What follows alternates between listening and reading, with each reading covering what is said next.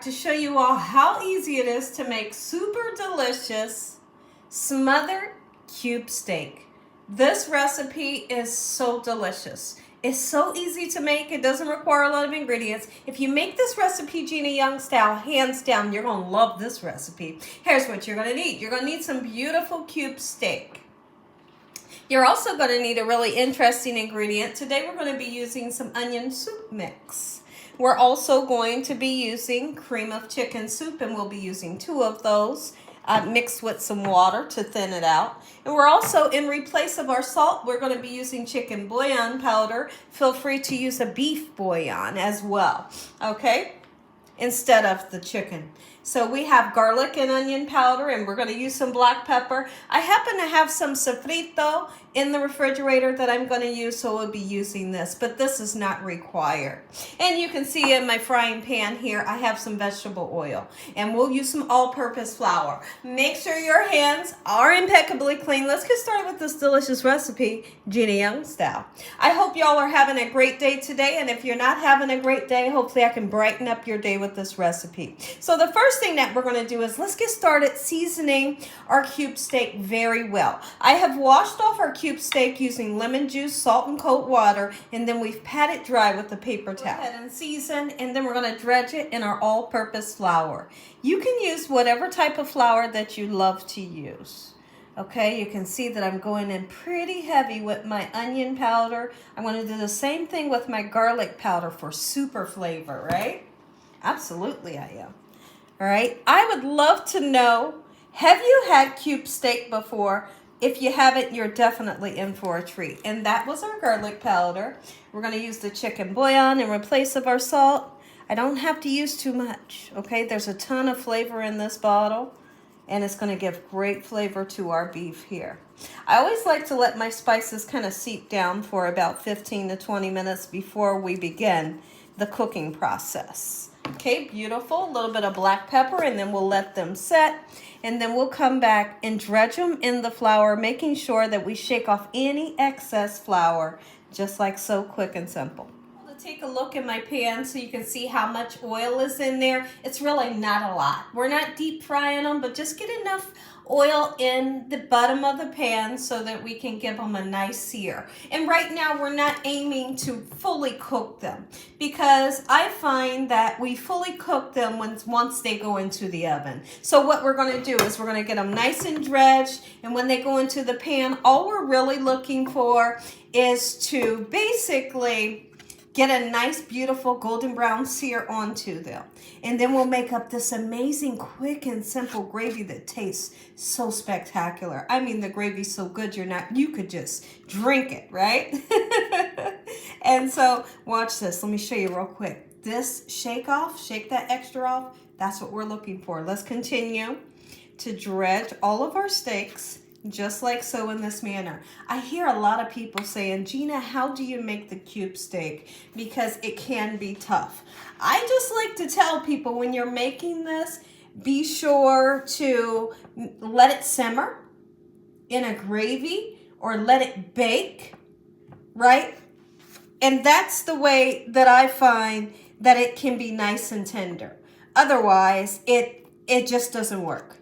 This cube steak can be tough, but if you're smothering it in a gravy and you're letting it simmer on the stove, or you're letting it cook in the oven, it has no choice but to be nice and tender, okay? And you'll see in today's recipe just how it turns out. So many people make cube steak and they turn around and put this in a beautiful, lovely tomato sauce. And I find that to be super interesting. I have yet to try it, but one day I will try it. I feel like it would be spectacular, especially if you season your tomato sauce up real good. Oh my goodness, I could only imagine, right? Beautiful. Okay, so that sizzle that you're seeing and you're hearing, that's great. That means we're going to get a nice sear onto it. And I'm not going to overcrowd my pan. Overcrowding the pan could cause these to steam. And we don't want them to steam. We want to get a nice sear. The sear will help to lock in the beautiful juices like we want to. And it help it to have a nice crust to it. A couple more. The New Year's is around the corner. Who is excited? I tell you one thing, I am definitely super excited because I know that 2025 is going to be an absolutely amazing year. Yes, it is for all of us, but you have to believe it. You have to believe it, receive it, retrieve it, anything you need to do. And it will come. You have to believe it and know it. Absolutely, and I'm so excited for this new year. There's so many new things that we have in store, just for our family and for you all.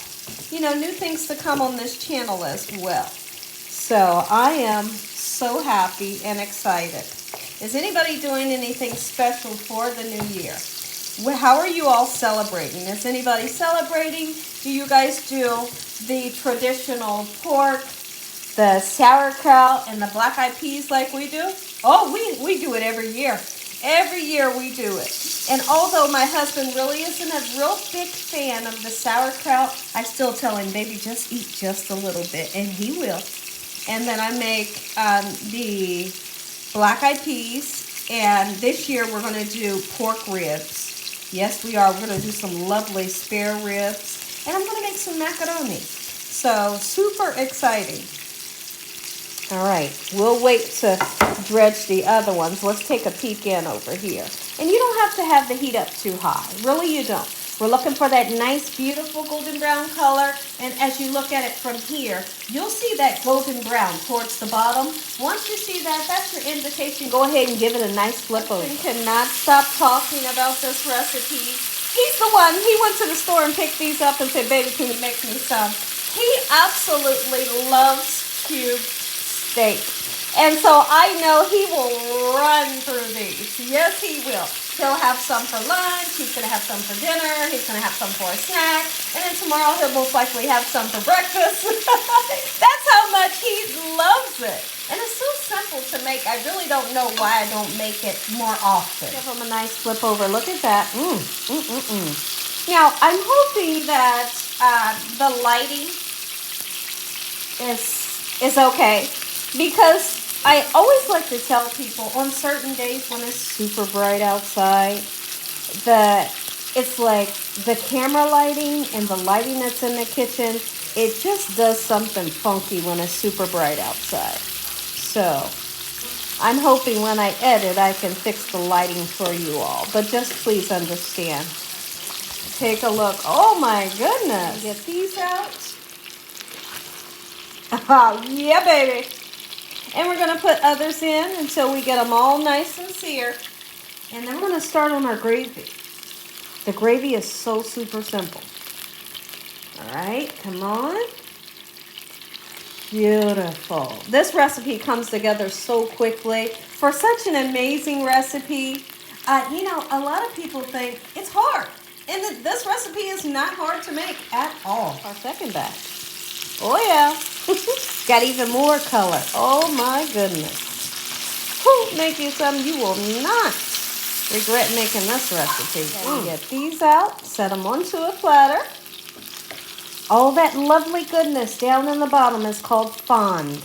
And fond is delicious. It's all those juicy golden brown bits that's going to help to give our gravy amazing flavor. Last one in. Once this is nice and seared off, I will be getting rid of some of the oil, but some of the oil I will leave, and we're going to add it to our gravy for the most beautiful flavor. And like I said, once again, all these little bits right here, that's the seasoning off of the steak. That's the flavor of the steak, and just really great flavor. This last one out, and you may see that I did pat a lot of that oil out, but I left a little bit. Go ahead and get started on our gravy. We're gonna go ahead and take 2 cans of this lovely cream of chicken. If for some reason you don't want to use cream of chicken, you can use cream of mushroom. Okay, just like this. Get that lovely goodness right in on top of those beautiful, flavorful bits that's in the bottom of the pan. Okay, and then because I wanted to use a little bit of my sofrito that I had in the refrigerator, I'm just going to use about, oh, let's say a tablespoon and a half. Brings so much great flavor. But if you don't have it, don't worry. It's just a little addition that I'm adding because my husband is absolutely nuts over sofrito. Okay, and so now I always like to use the 2 bags of this onion soup mix because I want a lot of gravy. I want these steaks to be swimming in gravy, right? I don't want a tiny bit of gravy that you got to search for.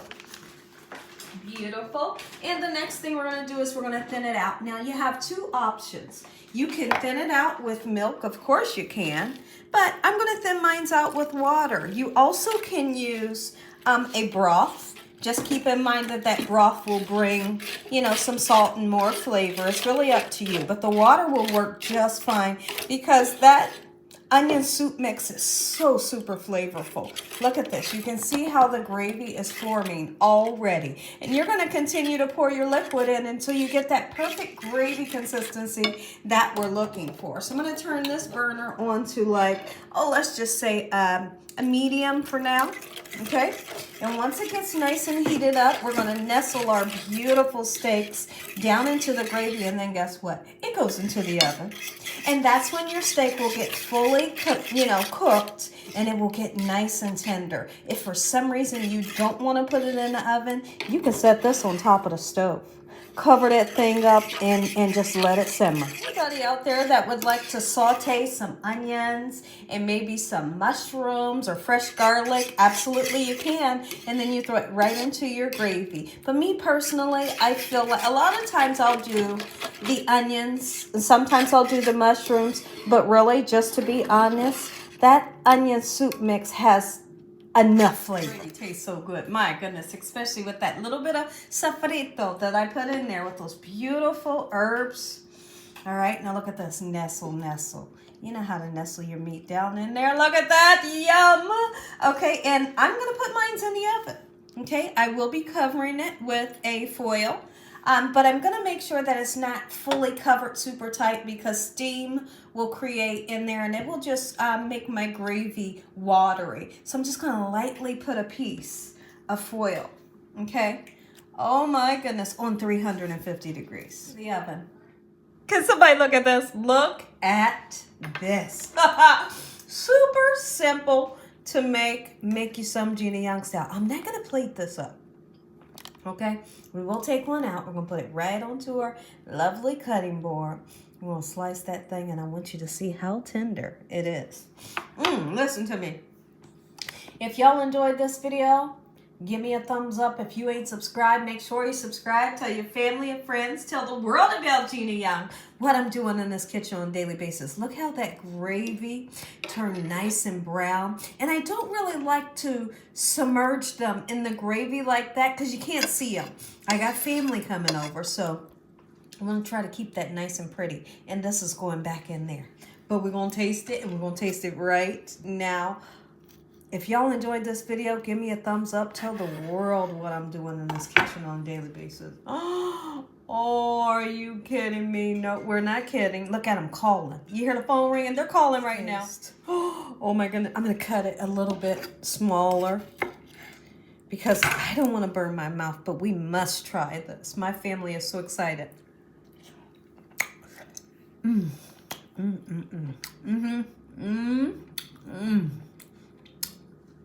Super tender, so flavorful.